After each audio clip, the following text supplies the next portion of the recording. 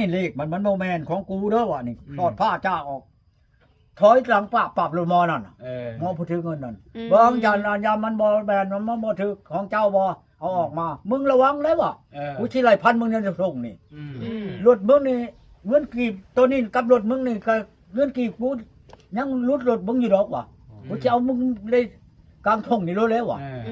หอบไปใช้บักใบไม่ว่ามากอาการของกูจะยิงจีนมันตายอยู่นั่นนี่วะโอ้ยมารถนะไอ้ค่อยยอมเจ้าได้ง่ายวะไผที่รู้จักว่ามึงมาตายอยู่นี่น่ะกูแก้เขาพี่ประชานี่ก็แล้ววะเจ้าโคตรบวงนี่อาการกูจะยำระผากมึงนี่เนาะแปลว่าเงินนั่นเหรียญนี่แปลว่ามันราคาสูงกว่าหมู่เบิดเงินบาทก็บ่ชำมันโดยเงินแต่ว่าในอันประเทศใดก็ตามเนาะบ่ชำเงินมันนี่จักคนบ่ชำเงินตัวนี้น่ะเอาจังว่าลงใช้ตัวนี้น่ะแม่มันนะแต่สิว่าอ้ายเงินแต่ว่าห้องตัวนี้ก็ยังบ่ชำมันเงินนั้นอันนั้นเฮาอีกได้บ่ชำมันเงินนั้นเหรียญเงินนั้นบาทเฮาอีกได้สิได้ตัวกี่โพน้ำนั่นตัวนั้นมันแห้งสูงกว่านี้กี่หัวน้ำอยู่ดุมเห็นแล้วบอกเคยเห็นแล้วบอกกี่โพน้ำนะบ่เคยครับตัวเฮาบ่เคยเห็นแนวนะเป็นแบบใดพ่อตู่ฮะมันเป็นแบบใดเอาแล้วบ่เคยเห็นต้องบอกแล้วใบเงินนะตู่บัดนี้เนาะหลานถามบ่จักมันก็เป็นเงินเล็กคั่นแหละเบิ่งสิเอามาเบิ่งโอ้มีเหรอพ่อตู่ก็อยากเบิ่งแล้วสิให้เบิ่งอยากเบิ่งแล้วพ่อตู่มีหลายดอกลูกหลานบ่เคยเห็นแล้วว่าคันว่ามีผู้อยากชื่ออย่างหยังน่ะมาโลดก็สิขายให้พ่อตู่สิเอามาให้เบิ่งทุกคนเบิ่งเห็นบัดนี้แล้วนี่เนาะเนาะเกิดมาบ่เคยเห็นจักเทื่อกินน้ำเบิ่งทุกคนเพิ่นมานี่เนาะขอเรียบร้อยเนาะของแน่เงินนั่นชวนนี่นั่นเงินโบราณเขาใช้ตะกี้นั่นบ่พ่อตู่ถือไปฮอด100ฮอด2นั่นเอาไปบ่ได้เอาแล้วนะมีไทยมีถุงได้ตะกี้มีนี่นักเนาะอันนี้น่ะเงินกีบเก่าเพิ่นห้องน่ะนี่บ่พ่อตู่อันนี้ก็เงินอันนั้นเงินอันนั้นนะเงินลาดอันนี้เงินห้างเพิ่นห้องน่ะมันหลายชนิดได้เงินห้างแบบนึงเพิ่นหาชื่อว่าเงินกีบเงินอันนั้นนะครอบงูชิงงูหยังนั่นห้อยน้ำหกน้ำหยังคอยมีเบิดอยู่ในครอบครัวนี่น่ะเพราะว่าให้เบิ่งนี่แหละอันนี้น่ะกี่หัวน้ำเพิ่นห้องนี่ขายได้บ่พ่อใหญ่2อันนี่เอาเขายังเห็นอยู่เขาว่าเขาจะได้อยู่ครับจักอยู่ใช้ผู้จักชื่อนั่นมารถมาเอานี่ตัวนี้นั่นแปลว่า12อันนี้จะเป็นอันนี้นี่อันนี้น่ะเพิ่นว่าตีลบทุบได้นั่นแปลว่าเขาเอาเชือกใช่นี่ทั้งจะกกเช้านี่ทั้งชามบานโป้ใช่เลยตีมิดชมอยเลยได้ตีแบบนี้เลยนี่คันเฮาอันอยากให้มันดังนั่นบ่ยากดอกเฮาเอาเชือกนี่เอาอันนี้มามัดเนาะมัดอันนี้น่ะมัดเงินนี่น่ะเพิ่นจังว่าเงินน่ะตีลบทุบได้นั่นเงินของเงินแท้ของแท้นะตีลบทุบได้นั่นคันหมอได้อันตียิงเลยนั่นมันบ่แม่นของแท้จังซี่นะสมมุติว่าของแท้นั่นเฮาตีอันสมมุติว่าเฮาตีแล้วเฮาทั้งจะพวกเฉานี่โป้นี่แหละมาตีไม่ชะม้อยเลยได้เสียงดังคือว่านี่แม่นบ่นี่มันดังนี่เนาะพ่อตู่คือกันกับอันนี้แม่นว่าเฮาเอามือนี่ยิกนี่เป่าปุ๊ดนี่จิ้งลงในหูเฮานี่เสียงมันดังมันได้แล้วเฮามัดเป่าบ่นี่แล้วบ่นี้โลดเสียงน่ะบ่ดับเสียงโลดได้แล้วของแท้คันชาติว่าเป่าปัดบ่ได้กับยิงเลยบ่แม่นของแท้คือกันกับตัวนี้นี่ทั้งที่พวกเช้านี่มิดโลดเสียงดังติ่งน่ะแตกโลดได้ต่างช้ำกันเฮาอันนั้นไม่นี่แหละอันนี้น่ะเงินลาดอันนี้น่ะเงินลาดว่าจังได๋เงินลาดเพิ่นห้องอันนี้ชื่อได้ตะกี้นั่นบอกว่าช่องอันนี่ควายตัวนึง2อันแล้วนี่ควายตัวนึงได้ตัวนึงป้าเด้อคือตัวนี้นี่12กีบผู้ใดนี่12กีบอันนี้จังเป็นเงินหางอันนี้หางประท้ายเพิ่นห้องอันนี้น่ะจังได๋เนาะหางประท้ายอันนี้นั่นคันว่ามันยาวมาฮอดพี่นี่ยาวชำนี่นั่นช่วยไปทางนั้นทางนี้ช่วยมันบ่แบบนี้แล้วนี่คือบ่นี่เพิ่นว่าห้างอันของงูชิงเพิ่นห้องว่าห้างแท้อันนั้นนะคันว่ามันยาวมาฮอดพี่นั่น อันนั้น16กีบอันนี้ อืม ยังอันนี้12อันนี้น่ะ อืม นั่นค่อยจะว่ามีผู้จะชื่อแล้วมาโลด เนาะ บ่ ป แม่ ระ น ตู ของมื้อนี้มื้อวานนะของตั้งแต่ปู่แต่ย่าข่อยผู้ใดอันนี้ไหนเครื่องอันนี้น่ะ เนาะ มีห้อยน้ำหกก็มีอยู่ในน้ำข่อยนี่ ไอ้ก็อันเงินกีบนี่ก็มีหลายอยู่บ่แม่นเท่านี้ได โอ้ ถ้ามีผู้จักชื่อจังหยังน่ะมาโลดของแท้รู้แหละนี่ เนาะประตูเนาะ บ่แม่นว่าของมื้อนี้เมื่อวานได้บ่แม่นว่าของเวียดของจีนเฮ็ดออกมานี่ได้ของตั้งแต่พ่อจะแม่ข่อยผู้ใดนี่แปลว่าอยู่ในจุมเจียไอ้น้องนี่ปันกันนะ ปันกันที่ประตู ปันกันแล้วเบิด อืม อันพ่อแม่แล้วบัดนี้เราเอาไอ้น้องมาโฮมกันแล้วก็ปันกันผู้ได้ผู้ชองอันชามอันนี่แหละ นี่ดอก มีกูคนบ่ตัวจาน ได้เบิดทุกคน นี่เห็นบ่นี่มันหนูๆออกนี่คันว่าตัวใดอันมันเลยโลนี่มันเพียงมาวันนี้มันบ่แม่นของ น้ำปลอมบ่ ของปลอม คันมันอันนี้มาวันนี้แหละแม่นแหละนี่ของแท้เลยนี่ มีสั คั ญ น ลั ว่าก ษณ์ ช่วย ด้วย เนาะ เนาะ วันนี้สัญลักษณ์ของแท้ของปลอมอีก ของมันมีของปลอมคนนั้นนะคันว่าคนเฮ็ดเอาใหม่นี่บ่มีมันมาตรวจวันนี้นะอันนี้แล้วมันมีวันนี้นะ เนาะประตู นี่คือกันเลยนี่มีเลขมีหยังข้างในได้อันนี้นี่กาวหงเข้านี่ เนาะ ครับอันกี่โพนามเห็นบ่นี่คนนั้นหัวหนามนั่นคือกันกับ นี่ว่าห่อกินขนาด คนหัวห เนาะ นามเขาห้องว่ากี่โพนามอันนี้แหละ เนาะแบบนี้เนาะประตู คนหัวมันก็เป็นหนามอยู่นะห้อง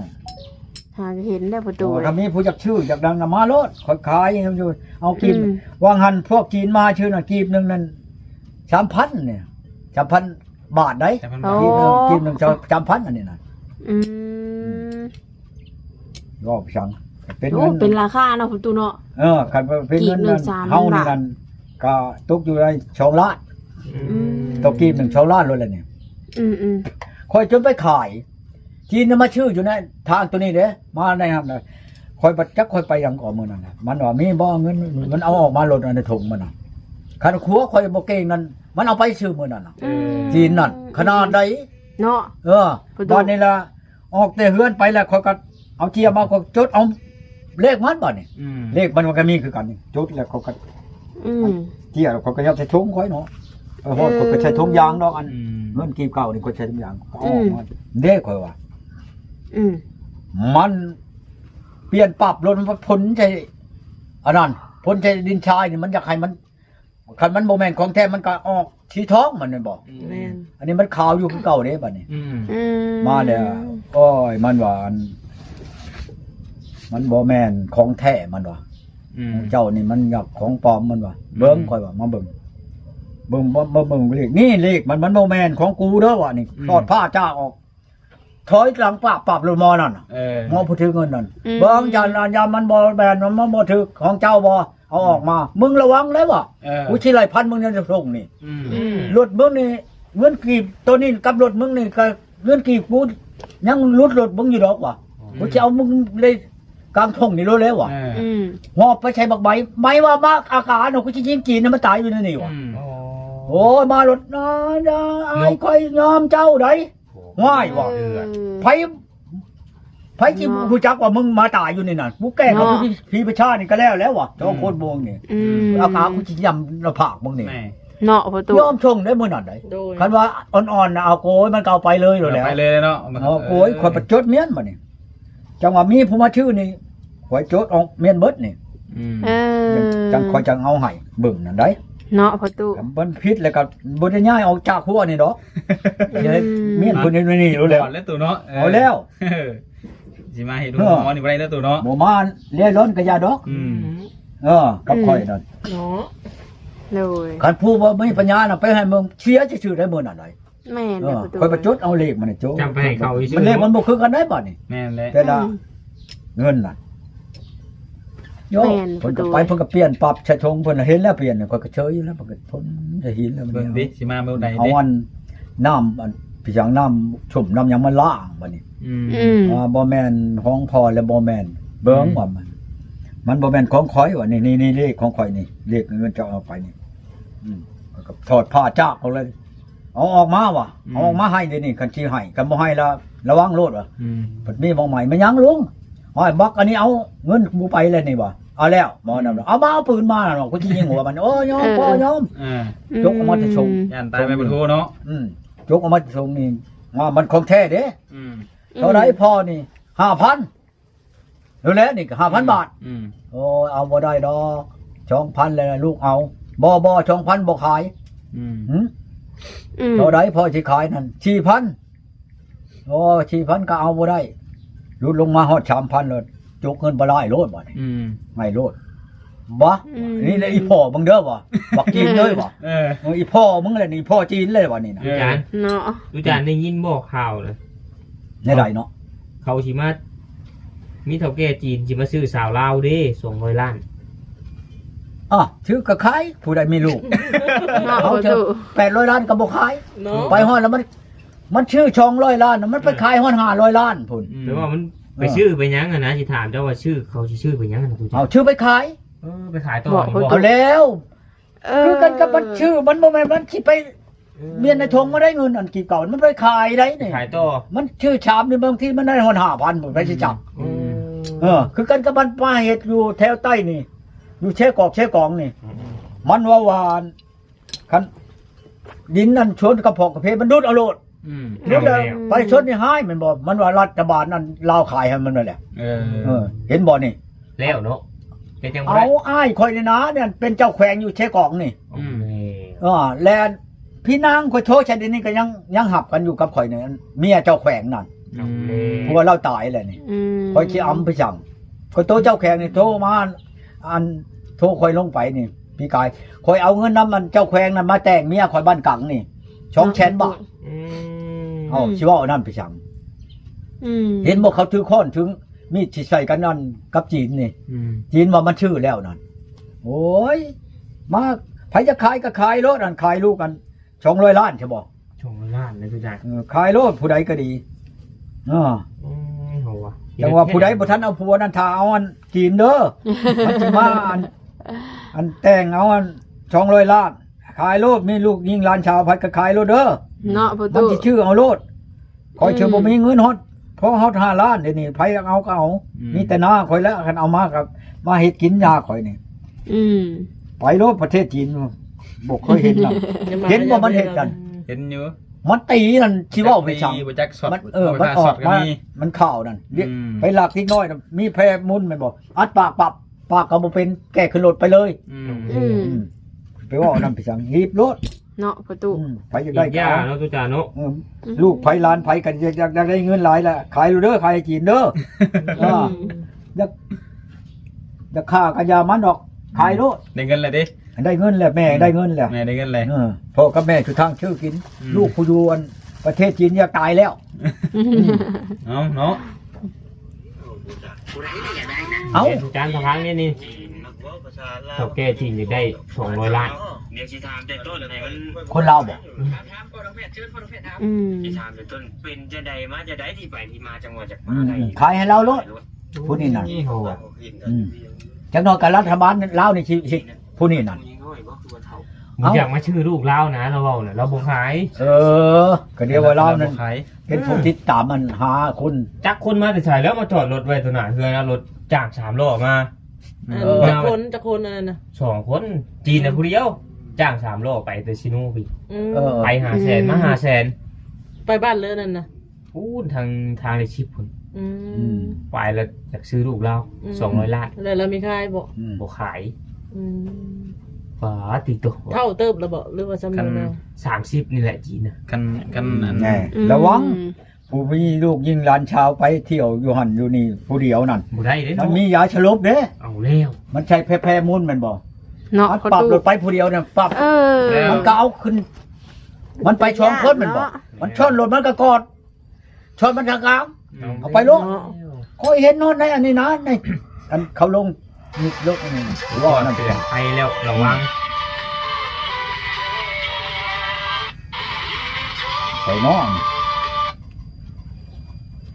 ฮัลโหลไหนเนาะฮะอันใดก็บ่แล้วเฮ้ยบ่ทันได้ได้บ่ทันมีได้เห็นได้มีผู้ชาวบ่ อ๋ออันน่ะไปต่อหลังเขาหลังอันต้องอะไร อันเจ้าจะได้บ่ บอกเขาจะขาเขามี เจ้ามีบ่ เด็กขาย มีลาย อันอันเจ้าอยู่ใช้นี่เนาะ ธอไปกรอกไปแล้ว เดี๋ยวนี้นะมีผู้ชื่ออยู่เด้อคอยขายแล้ววานนี่นั่นคอยเองนี่ เจ้าขายไปยังไง คอยขายใบหากีบนี่นะ10กีบคอยขายวานนี่ชาวลาด ไปหาที ใบหากีบนี่นะ ไปเงินไปเน่าขโมยเลยไปกาวไปดำไป เจ้ามีใบหยัง ไปหาเงินไปหา100 บาทก็นี่ก็เขาล้ำใบหนึ่งมา100 บาท ใบ500 บาท แล้ว บ่ ปากมีใบนึง บ่เขาบ่เอาเงิน เขาบ่เอาเงินอันนั้นน่ะเขาเอาเงินลาวนี่ได้ครับใบ500เขาบ่เอาได้ใบ500 บาทนั่น เงินกีบเนาะ เราไปเซ็นไปเช้ามีคม มีครบแล้วคอยสิโทรหาเขาผู้ชื่อก่อนมื้อนี้นั่นเขาโทรมาหาคอยแล้ว ชื่อต่อมาแล้วที่ขาย ให้คอยกินนี่นะวะ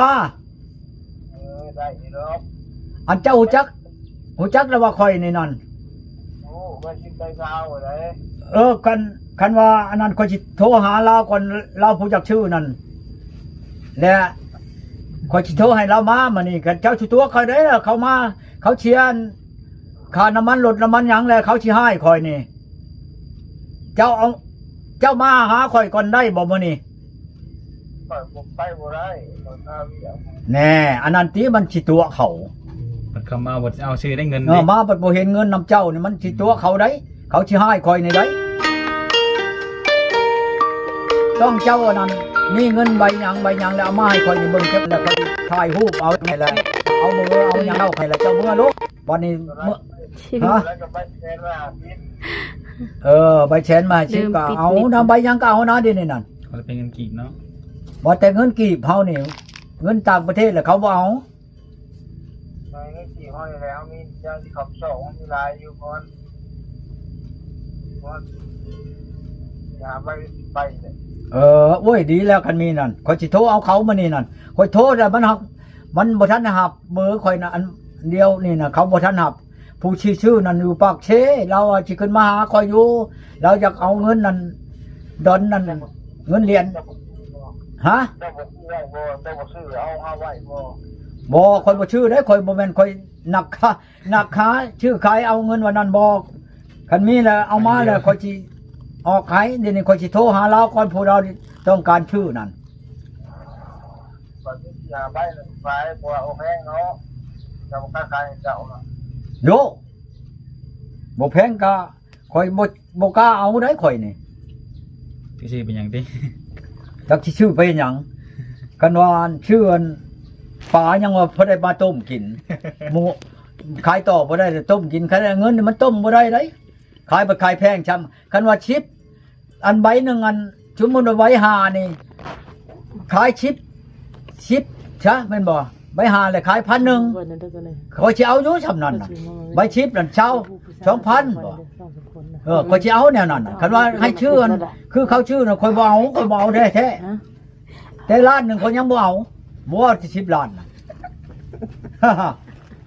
เก่งกำไรโตเลยแต่ว่า โอ้ยกำไรเขาก็วานนี่ผู้ชูมาชื่อน่ะคนกันประชาติคนลืมคักจังว่าคนลืมเอาเบอร์เขา ให้เราคุย มันยิงลงมาชื่อวานนี่น่ะมันก็เอาให้คอยเบิ่งมันชื่อผ่านมาแล้วน่ะใบเช้าก็มีใบ50ก็มีใบเช้ารุ่นเก่าของเฮาน่ะ ไอ้ซอกวงเติมเนื้อที่หาวงเติม อ่ะเจ้าอยู่แก้งกอกบ่อยู่บ้านหยังข่อยสิจดเบอร์เจ้าเมียนี่ถ้าว่าเขาต้องการแล้วข่อยสิโทรหาเจ้าเด้อ พวกที่แก้ว เงินเลย อยู่บ้านโพธิแก้ว หยิบก่อนเงินเลย ทัดโพน หลังเด้อ ข่อยคันว่าเขามาหาข่อยสิโทรหาเจ้าเด้อถ้าว่าเขาอันบางเทื่อเขาก็สิโทรมาเขาว่าสิมาลงงานกระทานเงินบ่ขาดทุงนั่นเขาสิเอาเงินเหรียญมาลงนำข่อยนี่เขาโทรมาเช่านี่แล้วนั่นข่อยถามว่าเจ้าอยู่ไสอยู่ปักเชเราอ่ะเบอร์เล่าข่อยก็ได้อยู่นี่